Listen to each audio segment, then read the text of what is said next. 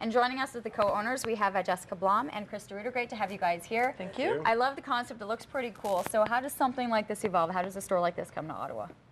Well, essentially you run into stores like this. We were traveling throughout the U.S. and came to one in Florida and one into New York. And me being the foodie type, love to do a lot of cooking and experimenting. I found it pretty hard to get out of there without spending a good $40, $50, $60 and bring out a bunch of bottles. So immediately thought, why can't we have this back in Ottawa? We have a foodie culture. There's a great population, and so there sprung the idea, and we didn't take too long putting it together and going for it. And so it's a wonderful concept. So what would people find as they're heading into the store? What kind of things are available? Well, we have a wall of all extra virgin olive oils, lots of flavored, naturally fused and infused. And then the other wall is all the balsamic vinegars. So they can come in, and it's all lined with our fousties.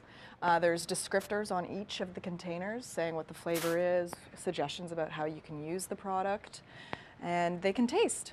So there is that ability, because you know, you're for those of us who don't have that acquired, not so much the acquired taste, but think that there are that many different flavors, you'd be surprised by how much is there. Yeah. We're actually looking at some footage right now. So there's the street front brew of Emulsify, and so you pretty much come in, and do people know what it is they're looking for? Or are they surprised often by the variety and what they might actually like? Mostly they've been told to stop by. They received it as a gift or something like that. They come in. Everyone's a little bit tentative because you see so many stainless steel fousties on the wall, and you don't really know where to start. So we're often repeating the same sort of 30-second introduction and telling people where things are. But I mean, that is the experience. It's to try things. It's that ability to be able to grab something, taste, imagine how it might go with your cooking, imagine how it might go with something else in the room, get excited about that, and then be able to leave with that product fresh. All right, so I'm looking at some of the footage right there, and literally it's almost like you get this little shot glass. That's right. And then off you go, you're swinging back some of these. All right, so that's how it works. Okay, so what have you brought in for us then right now? So we brought a few flavors. Some of them are more popular. So we could certainly start with the... Yeah, a little portobello and garlic. Yep. Okay. So this is a portobello and garlic. So do I just kind of... Yep, you just sip it back. Okay, wow. Yeah.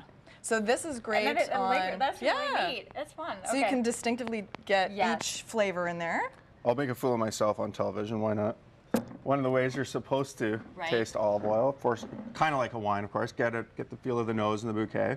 But then when you get it in your mouth, you want to roll it around your tongue, use your teeth to suck in some oxygen over it. And you should actually get a little bit of a burning sensation. And that is a good thing. That is the interaction of the air with the properties like the polyphenols and everything in a good extra virgin olive oil, the healthy stuff. Okay, and that's the thing too, is that there are so many different products out on the market. What should people be looking for then when they want that good olive oil? A few main things. If you're going to buy from a store not like ours, where you're actually there receiving the product and you have to take a guess at the bottle, of course, the enemies of olive oils are air, oxygen, but obviously all the canisters are going to be closed, colored, so that you can't let in any UV light, and changes and fluctuations in temperature. Like too much heat is worse than too much cold. Okay. So storage-wise, you can just keep it in a cupboard. Just don't put it in this cupboard above the stove, and it should be fine. Lots of little things. Okay, so this would be something that people would do here too, right? That's right. So traditionally, a lot of people use oil and vinegar for bread dipping or salad dressings. So we just wanted to demonstrate some of that with different flavors. So we have butter, olive oil here, so it is. So that's in itself different, because I can still really taste the that's right. Yeah, So this is a extra virgin olive oil with butter flavoring that's been added.